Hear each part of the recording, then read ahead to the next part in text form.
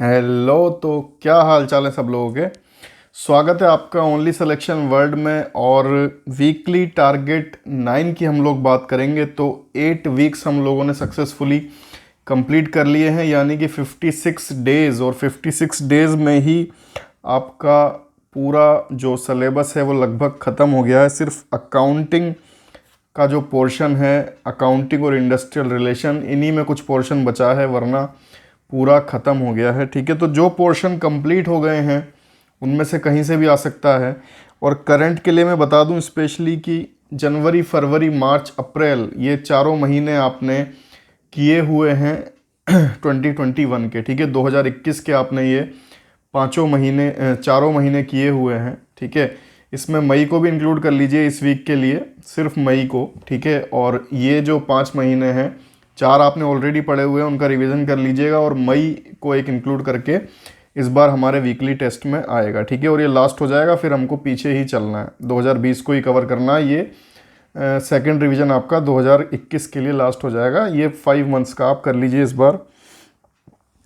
General science NCERT का ही revision करना है आपको। लूसेंट जनरल साइंस है अगर तो उससे पढ़ सकते हैं, वरना आपको एनसीईआरटी का ही पूरा रिवीजन करना है। प्रीवियस ईयर क्वेश्चंस कीजिए। ठीक है, मीन्स जितना आप एक्सप्लोर कर सकते हैं जिसमें सिलेबस कंप्लीट हो गया है, उसमें रिवीजन के साथ जो हमारी स्ट्रेटजी होनी चाहिए वो एक्सप्लोर की होनी चाहिए। ठीक है, रिवीजन तो आप कर ही रहे हैं, लेकिन आप उसका कर रहे हैं जो आपने पहले से पढ़ा है, तो वो आपको याद हो रहा है, और उसके साथ में हमें एक्सप्लोर करना है। अगर और प्रीवियस ईयर क्वेश्चन हमें मिलते हैं, गूगल पे अदर क्वेश्चन मिलते हैं, कहीं से कुछ और क्वेश्चन मिलते हैं, तो वो हमें करने हैं। ठीक है, कुछ भी उसमें आ सकता है।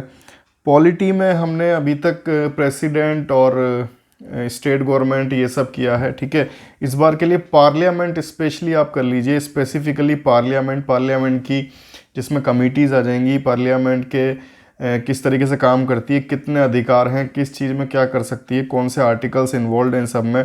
और पार्लियामेंट आपको पता है कि पूरे ही अधिकार हैं, सबसे ज़्यादा अधिकार उसी के पास हैं। तो वो सारी चीज़ें इस हफ्ते के लिए आप कर लीजिए। हिस्ट्री कंप्लीट है, हिस्ट्री आप रिवीजन कीजिए, डीप रिवीजन कीजिए थोड़ा। जब रिवीजन आप करते हैं हिस्ट्री का, तो एक बात ध्यान रखिए कि जिस तरीके से आपने पहले पढ़ा था उसी तरीके से नहीं पढ़ना है। थोड़ा अंदर डीप जाके, थोड़ा अगर कोई चीज़ आपको पिछली बार समझ में नहीं आई थी, आपने रीडिंग कर ली थी, तो उसको आपको डीप जाके गूगल पर सर्च कीजिए। कुछ भी मतलब उसमें रीडिंग बिटवीन द लाइंस जिसको बोलते हैं, थोड़ा डीप जाके, कंसेप्चुअल जाके आपको थोड़ा डीप जाके पढ़ना है रिवीजन में हिस्ट्री को। ठीक है, इसके बाद में अकाउंटिंग के लिए जो हमारे नेक्स्ट 2 चैप्टर्स हैं, हमने रिटायरमेंट, डेथ और एडमिशन कर लिया है 8th वीक में। 9th वीक के लिए जो अगले 2 चैप्टर हैं 12th एनसीईआरटी के, डिसोल्यूशन ऑफ अ फर्म, ठीक है, एक फर्म का विघटन, और share capital, accounting of share capital, ये दोनों आप कर लीजिए 9th वीक के लिए। इंडस्ट्रियल रिलेशन में एक आईएलओ वाला पार्ट भी होता है। आईएलओ के कौन से कन्वेंशंस हैं, कौन से इसके फंडामेंटल कन्वेंशंस हैं, ठीक है, कौन से इसके फंडामेंटल इसने बोला है कि ये लागू करना ही है आपको, तो उनमें से कौन से भारत ने लागू किए हैं, नहीं किए हैं, जो नहीं किए हैं वो क्यों किए हैं, किस देशों में कैसा हाल है। ठीक है, तो थोड़ा एक इंटरनेशनल लेबर ऑर्गेनाइजेशन का जो पार्ट है, ये किस तरीके से काम करता है, मुख्यालय वगैरह, मीन्स आईएलओ से रिलेटेड जितनी चीज़ें हैं वो इस बार के लिए आप कर लीजिए। ठीक है, उसको इंडिया ने कौन से अपने एक्ट में किया है, जो आईएलओ ने बोला था फंडामेंटल कन्वेंशन में, उससे इंडिया ने कौन से एक्ट में उसको रेक्टिफाई किया है। ठीक है, उसके बाद में कौन से वेलफेयर के जो हैं वो स्टेचुटरी मेजर्स हैं और कौन से स्टेचुटरी नहीं हैं। ठीक है, उसके अलावा intramural, extra mural, means labour welfare के जो पार्ट हैं कि कौन से स्टेचुटरी हैं, कानून के हिसाब से हैं, करने ही करने हैं सबको, कौन से वॉलेंट्री हैं, करना ज़रूरी नहीं है, ऐच्छिक हैं। ठीक है, ये क्वेश्चन। उसके बाद में इंट्राम्यूरल, एक्स्ट्रा म्यूरल, उसके बाद में आईएलओ किस तरीके से काम करता है, कौन से देश हैं, कौन से नहीं हैं, और किस तरीके से उसकी कार्यप्रणाली है और उसके किस तरीके से चीज़ें चलती आ रही हैं आईएलओ से रिलेटेड। ठीक है, तो ये वाला पार्ट आपको इंडस्ट्रियल रिलेशन का इस बार करना है। इकोनॉमिक्स में 12th मैक्रो इकोनॉमिक्स आप कर चुके हैं, माइक्रो इकोनॉमिक्स कर लीजिए। ठीक है, और इन्फ्लेशन से रिलेटेड पिछली बार हमने करा था तो उसको भी, तो ये सब आप मैक्रो, माइक्रो और इन्फ्लेशन, ये सब इस बार के लिए कर लीजिए, इस वीक के लिए भी।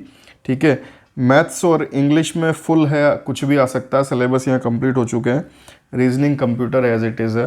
तो इस तरीके से आपको वीक जो वीकली टारगेट टेस्ट 9 होगा आपका सैटरडे को, उसमें ये सारा पोर्शन आपको कंप्लीट करना है। और मोस्टली अगर आपने पिछले टारगेट्स फॉलो किए हैं तो फिर आपने कंप्लीट आपका पोर्शन होगा, आपको इतना ज़्यादा पढ़ने की ज़रूरत नहीं पड़ेगी अगर आप पहले से करते आ रहे हैं। जो पहले से नहीं इसको फॉलो कर रहे हैं फ्रॉम वीक 1 और बीच में आके कूद रहे हैं और उनको फिर वीकली टेस्ट में नहीं नंबर आ पाते या फिर फुल लेंथ टेस्ट में नहीं आ रहे, तो मैं यही बोलूँगा कि फ्रॉम वीक 1 से आप शुरुआत कीजिए, बीच में मत आइए। वीक 1 से शुरुआत करके अगर आपने पहले से पढ़ा हुआ है तो अच्छी बात है, आपका तेज़ी से कवर हो जाएगा, लेकिन फ्रॉम वीक 1 फॉलो करेंगे तभी ज़्यादा फ़ायदेमंद होगा। जैसे अभी बहुत अच्छे नंबर फुल लेंथ टेस्ट 12 और 13 में स्पेशली बहुत अच्छे नंबर 90 प्लस भी काफ़ी लोगों के आ रहे हैं। उसका रीज़न वीकली टारगेट टेस्ट वो बता रहे हैं कि जिस तरीके से स्ट्रेटजिकली पढ़ रहे हैं, ठीक है, पूरा एक स्ट्रेटजी बनी हुई है, इस तरीके से पढ़ना है, तो उससे बहुत फ़ायदा हो रहा है।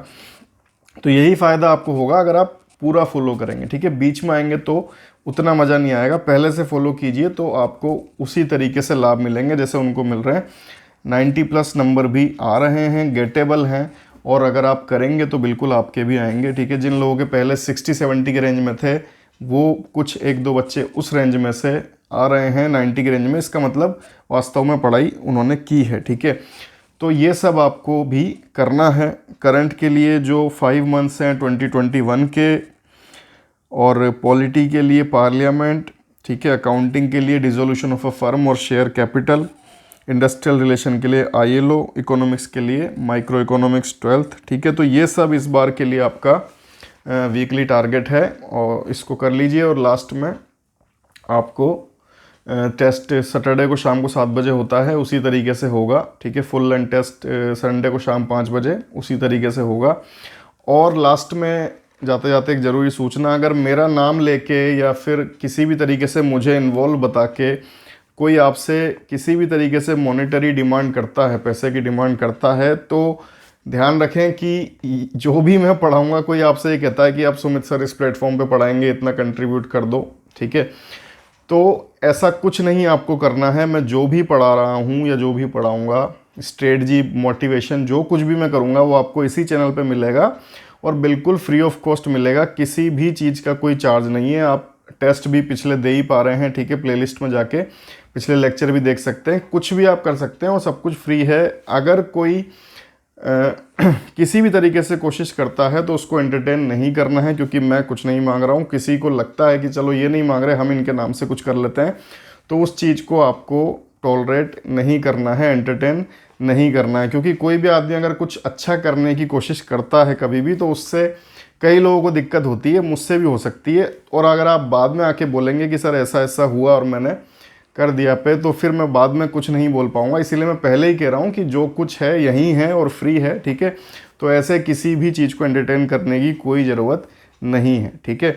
तो लग जाइए वीकली टारगेट में अपने, और होप करते हैं कि आपका जब 6 दिन बाद पेपर होगा सैटरडे और संडे को, तो आपके अच्छे मार्क्स आएंगे।